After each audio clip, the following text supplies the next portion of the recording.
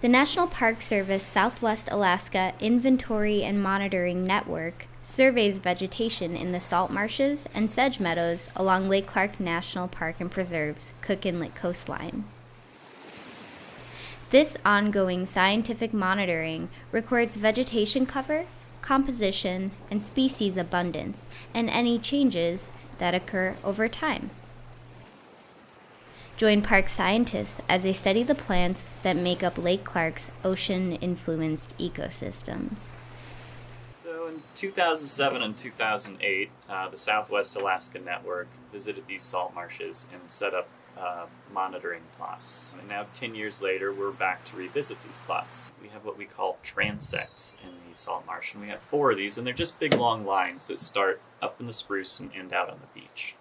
And along those lines, about every 100 meters, so about the length of a football field, we have monitoring plots. And those plots are 4 meters by 10 meters. And in that plot, we have specified locations where we go along.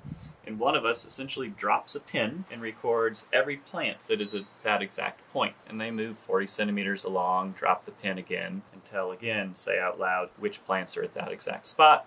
And another one of us is recording on a tablet or on a piece of paper what we have there. And that way we compile a big long list of what plants are in this area and in what abundance. My favorite part of my job is getting to be outside and looking at plants all day. It's really cool, and I think it's fascinating.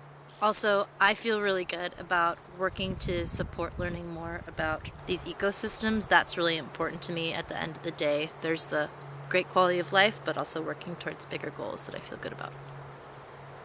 I would encourage people to start noticing plants. It's really rewarding because you can start right in your backyard and carry it with you everywhere you go. You may see a plant that you recognize from your home area, but it looks slightly different. And if you learn more about it, you'll see that it is a close relative that's adapted for conditions in a different place. For example, lupin is common in a lot of parts of North America, but there are different species.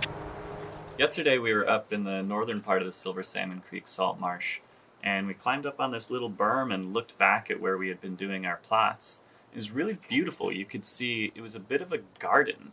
You could look down and see where there was a little low depression area the water went through. There were these bright yellow-green sedges. You looked up a little higher, and it was a darker green. Then next to that you had this reddish hue where the grasses were growing. So you had all sorts of subtle shades of color going on in this garden of a salt marsh.